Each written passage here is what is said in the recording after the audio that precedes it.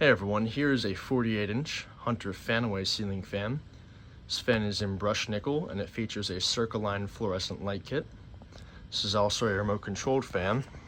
And for those of you who don't know, this fan actually features a concept from Australia. And pretty much what it is the fan blades hibernate on top of the motor when the fan is not in use. And when you turn the fan on, the blades fly out and you have a ceiling fan. It's kind of a gimmick fan. Hunter sold this model exclusively at Lowe's back in the 2010s. I believe this fan is still available online, but it's very expensive. And I remember seeing these in the stores. I thought they were very interesting. I think it was the first Australian kind of gimmick fan that came to the United States, and Hunter adopted the concept. I think these sold for around $550 when they were at Lowe's, if I can remember right. I believe they started making these around 2011. This particular one is from the 46th week of 2011, making it November of 2011. But I got this one off of Facebook, actually. The lady couldn't get the fan to work, but come to find out the remote control was missing. But of course I had a spare. Right here, it's a basic Hunter remote. Same thing, what it came with. And thankfully there was no built-in remote control, just a receiver up in the canopy. But anyway, I'll fire it up. Here's the light. Has that circle line tube in there, which is kind of broken, but it's just kind of sitting on the glass right now. The clips to hold it up are broken. But doesn't dim. I'm not sure if it's a dimmable bulb or not, but there's that. And I'll turn it on low speed. You can see the blades start to move up there. This fan's very filthy, just a fair warning. It's really hard to clean it. You have to like pull out two of the blades and have a second person clean it. But I'm gonna have to figure something out because it's pretty filthy. But I'll let it get up to speed.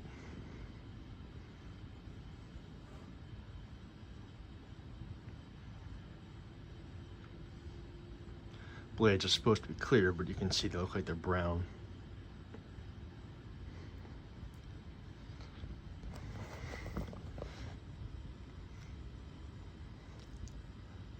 Has a slight wobble to it as well, but it's okay.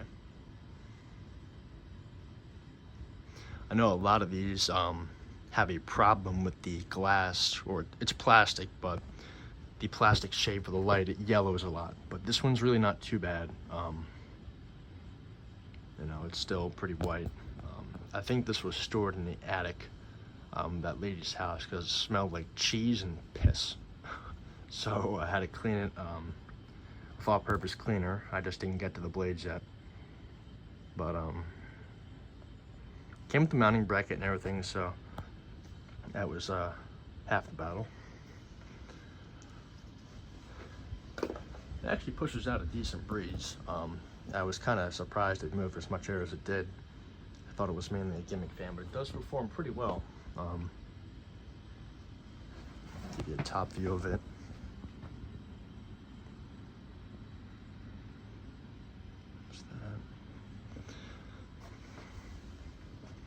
Kick it up to medium.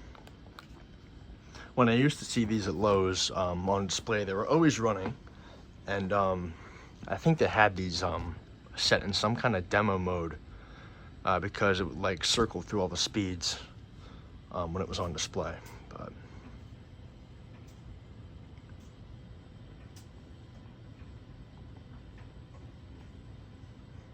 feeling a good breeze over here from it. It's really not a bad performing fan. I also find this hard to believe this is not a 48-inch fan. I really don't think it is. I'm gonna have to go measure it at some point, but I would say it's probably a 44-inch fan, or even a 42. You know, I don't believe the 48-inch. It's just kind of hard to measure it because you need the blades to stick out all the way, and you have to have somebody hold it. But, yeah. Shit like that. You could use a bigger motor as well. Because the blades don't go out all the way until mainly high speed. But The air conditioning just shut off. You can hear it now.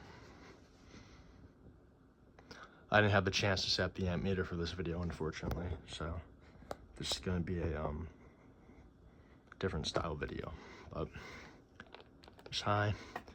It also came on that 3 foot, I think it's actually a 2 foot down rod. It does move some air on high speed. It's a pretty cool fan. They make a lot of iterations of this now on Amazon, but this was originally the first one, I think, in the US, but it's pretty cool though. I always wanted one of these, but they're always very expensive, and since this one showed up for like 25 bucks, I had to grab it. Again, it came to me as a non-working fan, so that's probably why it was so cheap. It's kicking out a good breeze. Got the duck in here, the thing hangs pretty low. Doesn't go too fast though on high speed. Again, I think the motor could be bigger, or even the capacitor might be going bad, so yeah. I'll turn it off. Now let it slow down.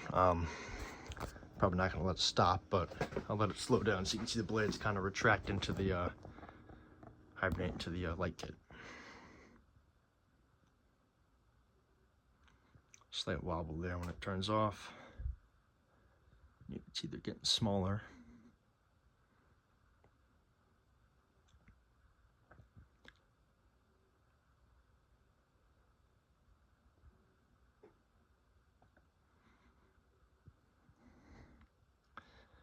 I really do like the canopy on this fan too. It's very easy to use.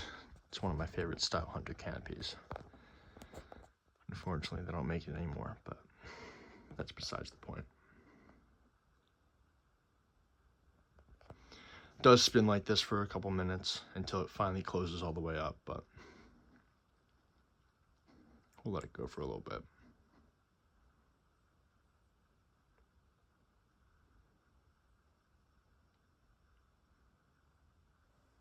There we go.